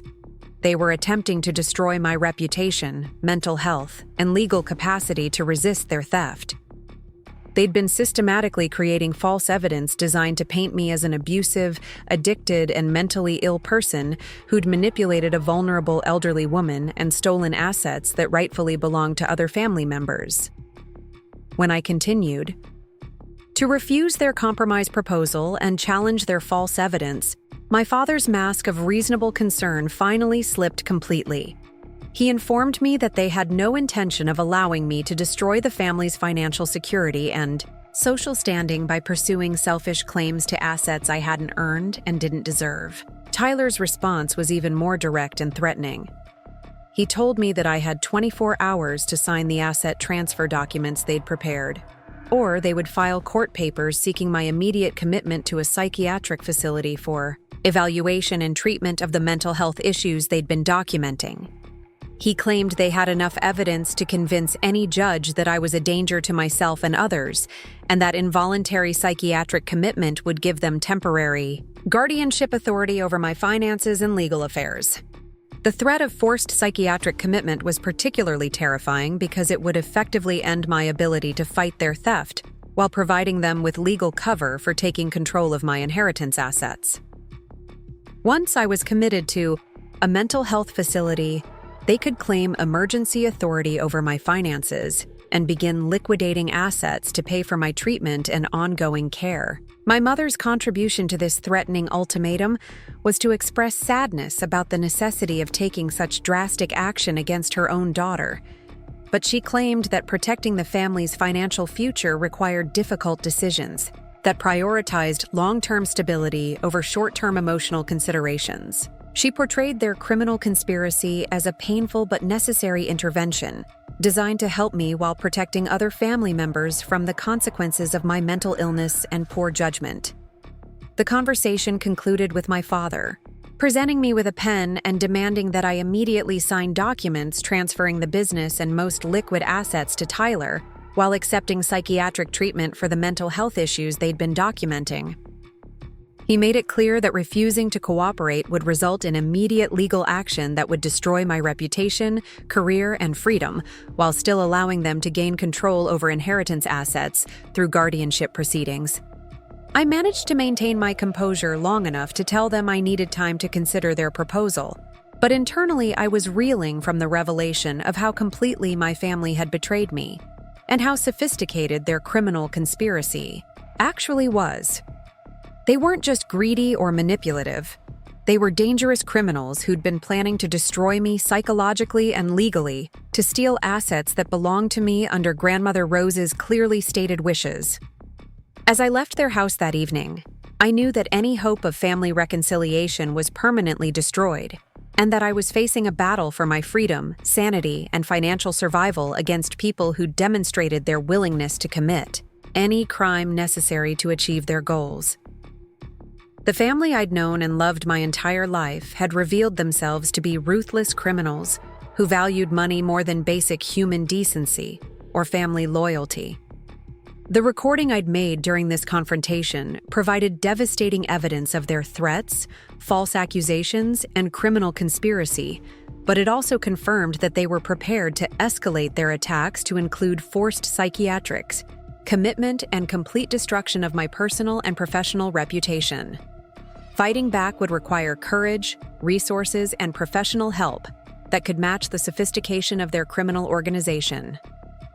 That night, I called Maria Rodriguez to report the threats I'd received and begin the process of filing both civil and criminal charges against my family for inheritance fraud, document forgery, extortion, and conspiracy to commit identity theft. The battle for my inheritance was about to become a fight for my freedom and survival against people who'd proven they would stop at nothing to steal what belonged to me and destroy anyone who stood in their way. The 24 hours following, my family's ultimatum passed in a haze of terror and desperate planning as I grappled with the reality that people I'd loved and trusted my entire life were prepared to destroy me completely for money. Maria Rodriguez had arranged for me to stay in a safe house operated by a domestic violence organization, understanding that family financial abuse often escalated to physical threats and that my safety could no longer be guaranteed in my own apartment. The safe house was a modest 2-bedroom facility in a residential neighborhood, 40 minutes outside Millfield, staffed by counselors who specialized in helping women escape dangerous family situations involving financial manipulation and legal abuse. The other residents were women fleeing physically abusive husbands or boyfriends, but the counselors assured me that financial and legal abuse created the same psychological trauma and required similar safety precautions to protect victims from further harm. During my first night at the safe house, I couldn't sleep or eat, my mind racing through everything my family had revealed about their criminal conspiracy and their willingness to have me forcibly committed to a psychiatric facility to steal my inheritance. The sophistication of their planning was overwhelming, and I felt completely outmatched by people who'd been preparing for this battle while I'd naively believed that family loyalty and legal rights would protect me from their greed. Maria visited me the next morning with updates about the legal actions she'd begun filing on my behalf, including emergency court orders to freeze all estate assets and prevent further theft, while we built our case against my family's criminal activities. She'd also contacted the FBI's white-collar crime division about the scope of the fraud we'd uncovered, providing them with evidence of the document forgery, tax evasion, and identity theft that formed the foundation of my family's conspiracy. The federal investigation would take time to develop, but Maria explained that involving the FBI would provide protection against my family's threats to have me committed, while also ensuring that their crimes would be prosecuted with the full resources of the federal government. The IRS was particularly interested in the tax fraud aspects of the case, since my family had filed false returns claiming estate values hundreds of thousands of dollars below their actual worth while stealing unreported assets.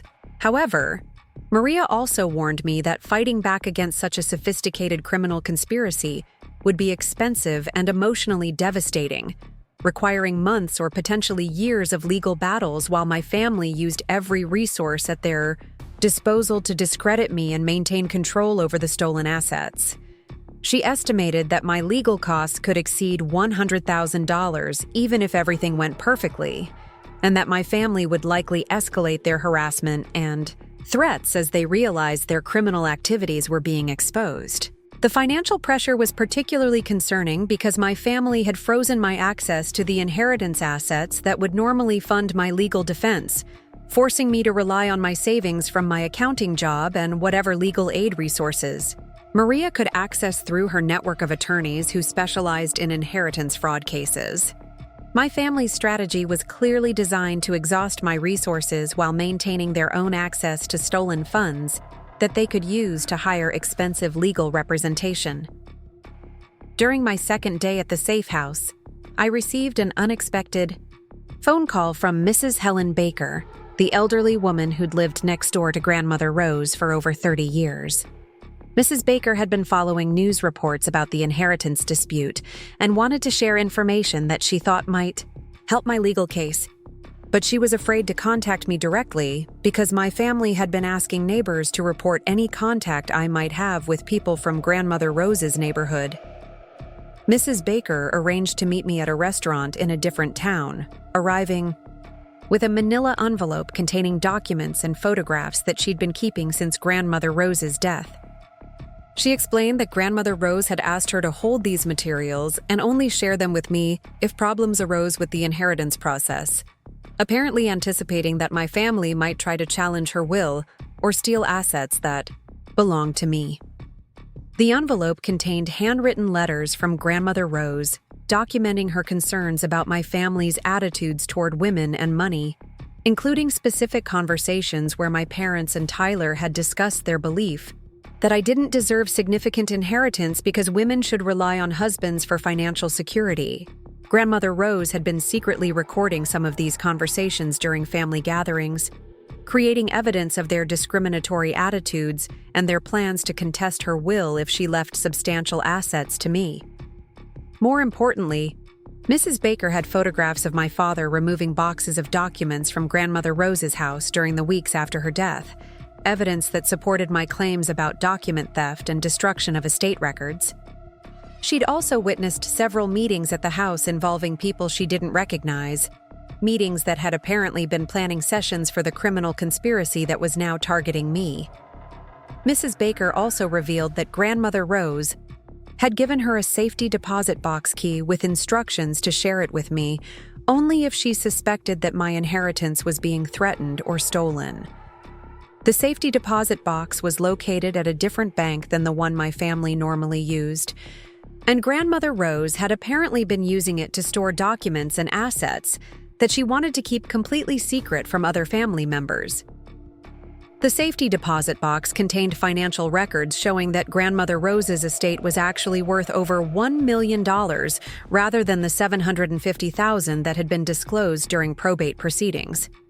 She'd been maintaining separate investment accounts and business assets that my family either didn't know about or had been hiding from inheritance authorities to reduce their tax obligations and steal additional assets from me. Even more valuable were the detailed business records showing the true profitability of the antique restoration company, documentation that proved my family had been lying about the business's financial performance to justify selling it at below market prices to buyers connected to their conspiracy.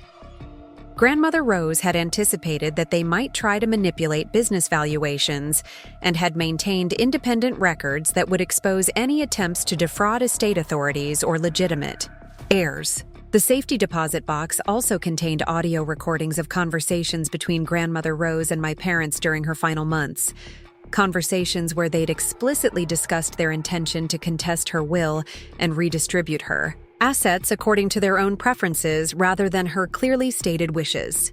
These recordings provided devastating evidence of premeditation and criminal intent that would support both civil and criminal charges against everyone involved in the conspiracy.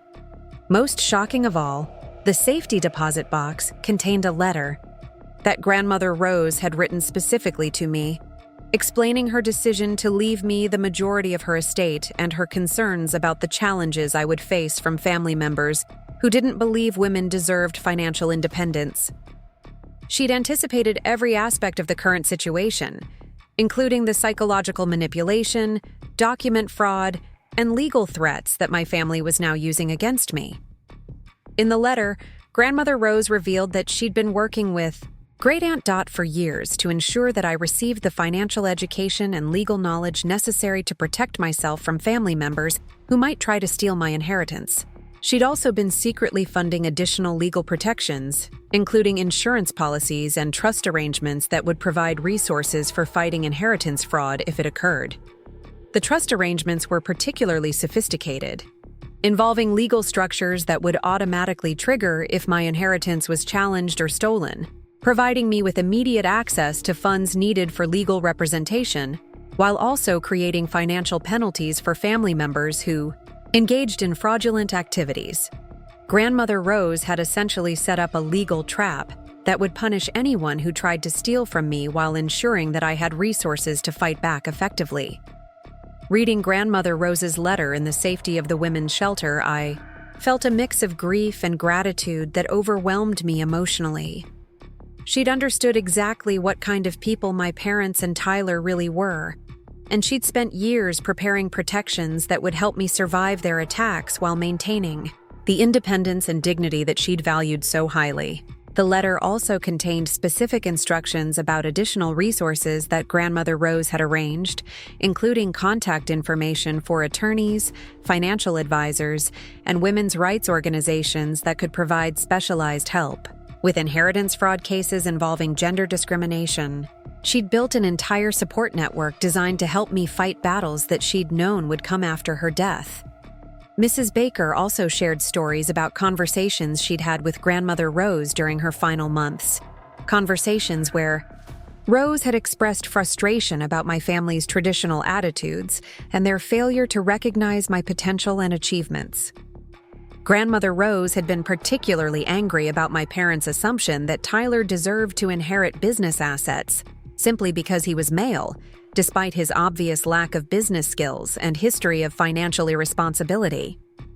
These revelations transformed my understanding of the current situation from a family dispute about money into something much larger and more significant. Grandmother Rose hadn't just left me an inheritance.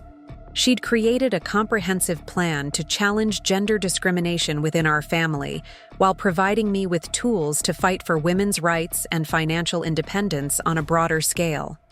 The discovery of these hidden resources and protections gave me hope for the first time since my family's threats had forced me into hiding, but it also revealed the enormous scope of the battle I was facing. Grandmother Rose had anticipated that my family would commit serious crimes to steal my inheritance, and she'd prepared accordingly by creating legal and financial structures designed to defeat sophisticated criminal conspiracies. Armed with this new evidence and the resources Grandmother Rose had secretly arranged, I was finally ready to stop running from my family's threats and begin fighting back with the full force of the legal system and the federal agencies that prosecuted financial crimes.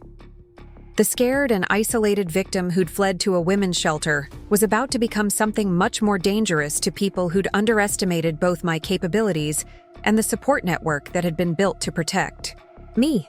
The transformation from victim to strategic combatant began the morning after Mrs. Baker's revelations, when Maria Rodriguez arrived at the safe house with a team of specialists who would help me build a comprehensive legal and financial counterattack against my family's criminal conspiracy. The team included a forensic accountant, a document analysis expert, a federal crime specialist, and a private investigator who specialized in family financial fraud cases. The forensic accountant, Patricia Chen, had been recommended by the FBI's white-collar crime division and had extensive experience untangling complex financial schemes involving inheritance fraud and tax evasion. Her initial analysis of the documents from Grandmother Rose's safety deposit box confirmed that my family had stolen over $300,000 in assets while filing false tax returns that understated the estate's value by nearly $400,000. Patricia's investigation revealed that the theft had been systematic and ongoing, beginning within days of Grandmother Rose's death and accelerating after the will reading when my family realized the scope of assets they needed to steal to achieve their goals. They'd been using sophisticated money laundering techniques to hide stolen funds, including transfers to offshore accounts and purchases of assets under false names that would be difficult for authorities to trace. The document analysis expert, Dr. James Patterson, examined the false evidence my family had presented during our confrontation and confirmed that virtually every piece of paper in their possession was fraudulent. The medical records claiming Grandmother Rose had dementia were fabricated using stolen letterhead and forged physician signatures. The witness statements about my supposed elder abuse were created using false identities and contained factual errors that proved they were fiction rather than genuine testimony. Most damaging to my family's credibility, Dr. Patterson discovered that they'd been systematically forging my signature on legal documents for months, creating a paper trail designed to suggest that I'd voluntarily agreed to redistribute inheritance assets while also authorizing various financial transactions that would support their claims about my mental incompetence and drug abuse. The private investigator, Marcus Williams, had been tracking my family's activities since Maria first contacted his firm, documenting their meetings with co-conspirators and their attempts to intimidate witnesses who might support my legal case. His surveillance had revealed that my family was working with at least 6 other individuals, including a corrupt attorney, a dishonest physician, and several people with criminal backgrounds who specialized in document fraud and identity theft.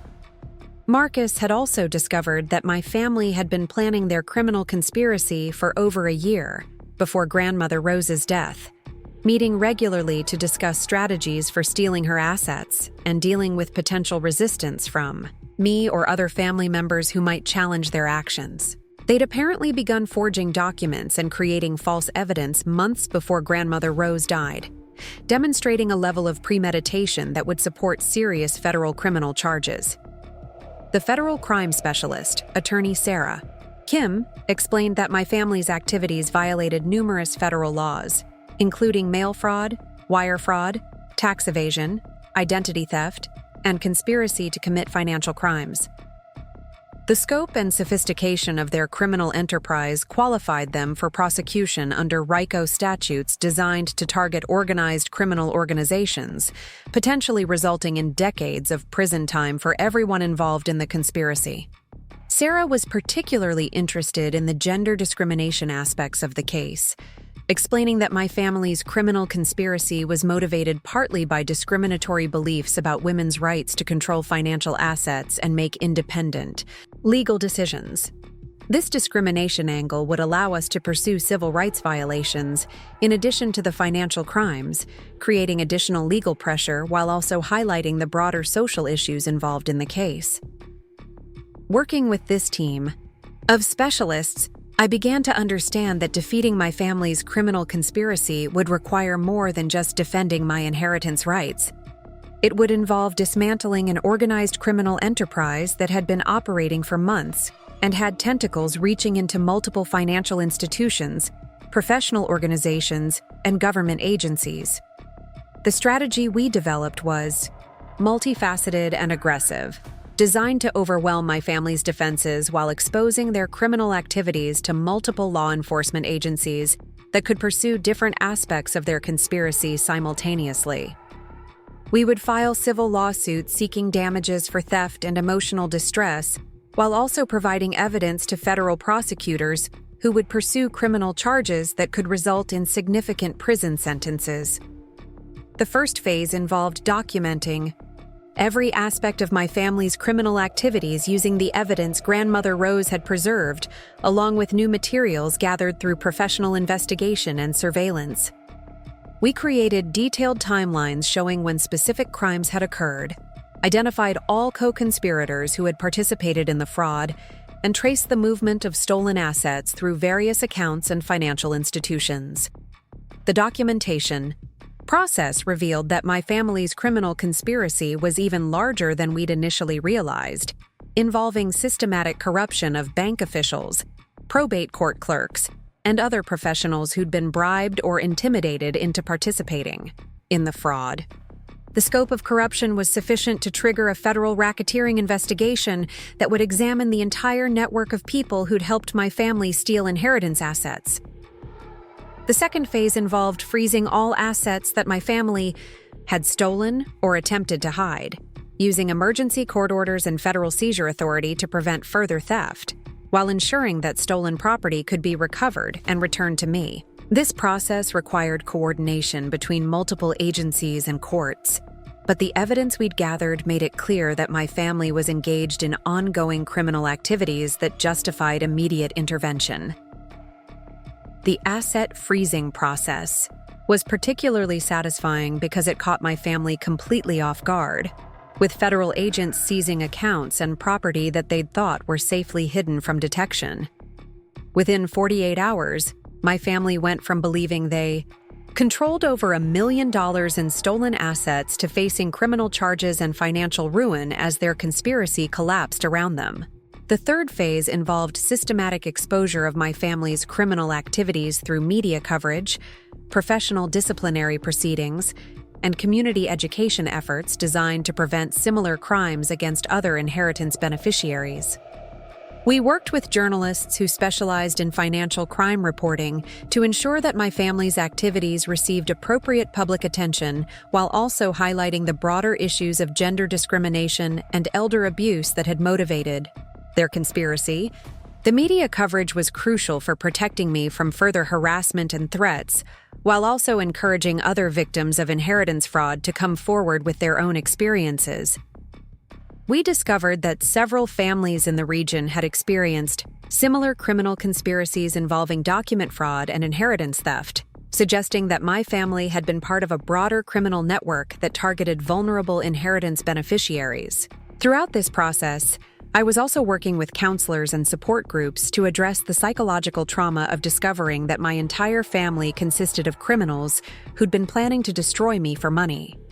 The betrayal was devastating on a personal level, but the support I received from other women who'd survived similar family financial abuse helped me maintain focus on the legal and practical aspects of seeking justice. Great Aunt Dot became my primary source of emotional support during this period, providing daily encouragement while also sharing her own experiences with family members who'd tried to marginalize her because of her feminist beliefs and financial independence. Her perspective helped me understand that my battle wasn't just about recovering stolen money. It was about defending women's rights and challenging discriminatory attitudes that had been poisoning my family for generations. The legal team also connected me with women's rights organizations that had experience supporting inheritance fraud victims, providing additional resources for both legal representation and personal recovery. These organizations understood that inheritance fraud often targeted women specifically because of societal assumptions about their inability to manage money or make independent financial decisions. As our counterattack gained momentum, I began to feel a sense of empowerment that I'd never experienced before. Instead of being a victim of my family's criminal conspiracy, I was becoming an active participant in their prosecution and a spokesperson for other women who'd faced similar discrimination and financial abuse. The resources that Grandmother Rose had secretly arranged were proving more valuable than I'd imagined, not just for funding my legal defense, but for creating a platform to address broader issues of gender discrimination and financial abuse within families. Her vision extended far beyond my individual case to encompass social change that would protect future generations of women from the kind of criminal victimization I'd experienced. By the end of the first month of our counterattack, my family's criminal conspiracy was collapsing under pressure from multiple law enforcement agencies, while I was gaining strength and confidence through the support of legal professionals and women's rights advocates who understood the significance of my case. The scared victim who'd fled to a women's shelter was becoming a formidable adversary who posed an existential threat to people who'd underestimated both my capabilities and my determination to achieve justice. Up next, you've got two more standout stories right on your screen. If this one hit the mark, you won't want to pass these up. Just click and check them out.